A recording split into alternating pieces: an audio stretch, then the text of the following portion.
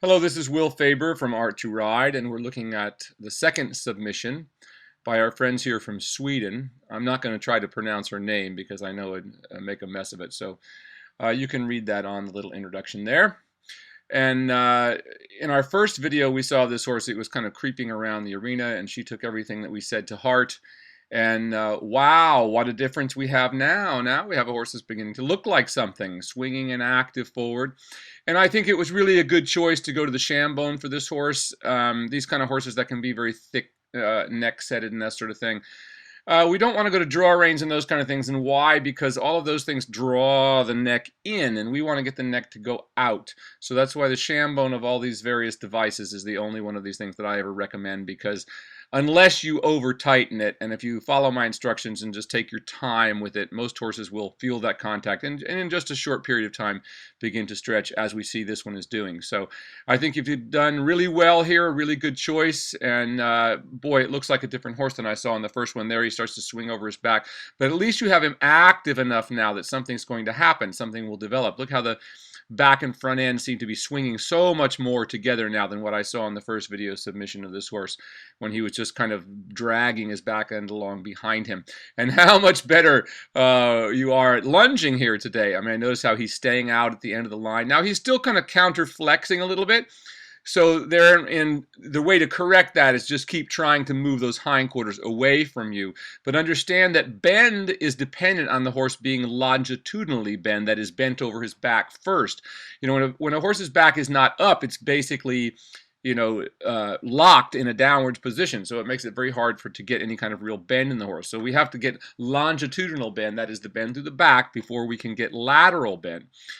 If not, we end up usually seeing people doing things like bending the neck too far to one side because of the middle of the back. But when you get this horse to come through even more and it really stretches over his top line, you'll just see how all that counterflexion will go away all by itself, and the horse will magically be bent without you doing anything at all. You know, you can't force a horse to bend, and I see people trying to do this all the time with all kinds of devices. I see people lunging, running their line, through the inside stirrup, which of course does nothing but bend the horse's neck to the inside and teach the horse to hang on the inside rein.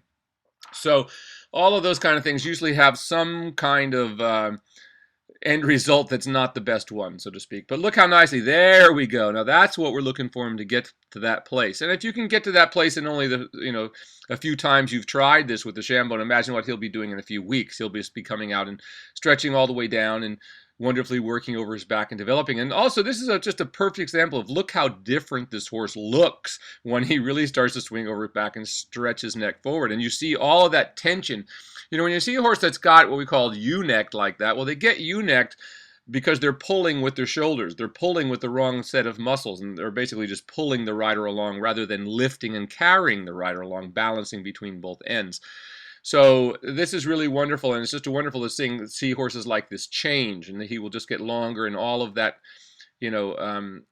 convexness of his neck there will just disappear. Look how beautiful that is right there. That's wonderful. So if you can keep getting him working like this, the Shambone is the good choice for this, and this is just couldn't be better. Now he could be a little more active there as he comes into that corner, but look how he changes, and look how much more proportionate the horse looks.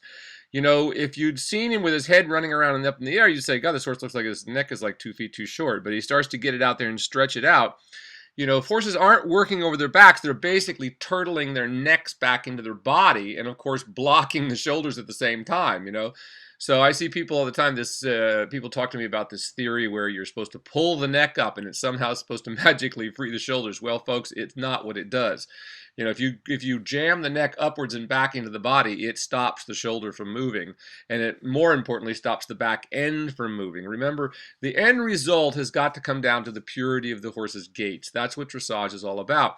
You know, and that's why this kind of bad dressage we see where people are riding the front end of these horses and they're having all this exaggerated movement. That's the beginning of gaited horses. I mean, the next step beyond that is to hollow the horse so bad you begin to create your own gaits. And of course, that's how you do it. You hollow the back so the front end and back end are completely disconnected. Anyway, she's gotten on the horse now and still with the Shambone, and she'd asked me about the Shambone, was it a good choice to ride with it. And what I would say about riding in the Shambone is, be sure that it's loose enough, but I would not do it out across country. I would do this only in a ring where it's flat. Because there is any time that the horse loses the mobility of his head. Now the beauty of this is he's not really tied down. It's not like you've tied him down, but there is some restriction upwards in his neck. And of course, if horses do fall or they step in a hole or something, they need to be able to lift their necks, in order to kind of right themselves. That was always the thing.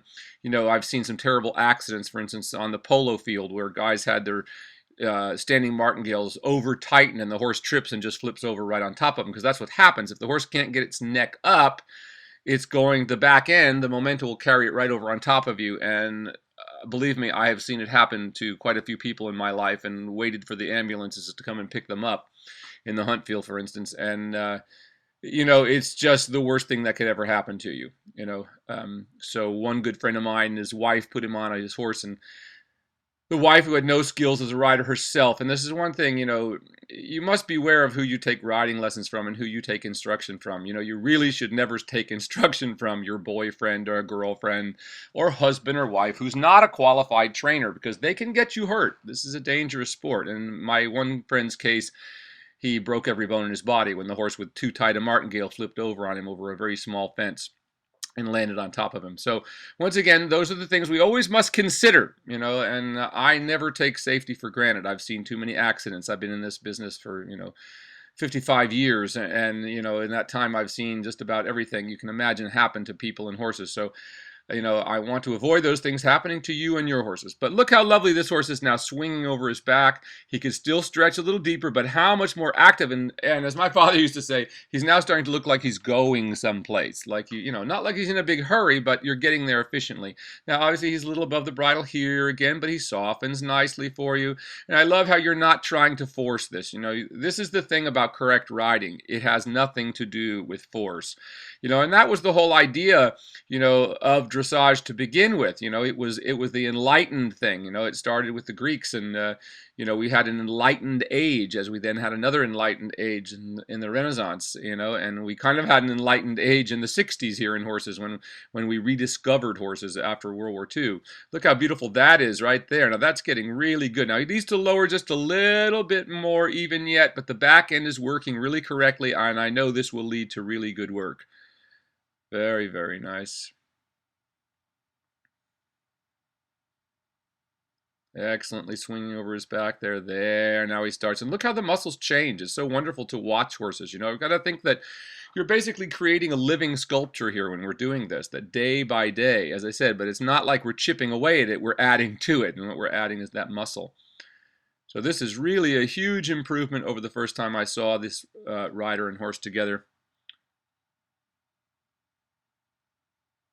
Very, very good. Getting longer and more swinging. And now look how much freer the horse's shoulders are beginning to come. And look how it changes the gait. So notice as the neck reaches forward and down when it happens for him, how it changes. And right there, you can kind of see him pulling up with the shoulder there a little bit, and the back end begins to slow down.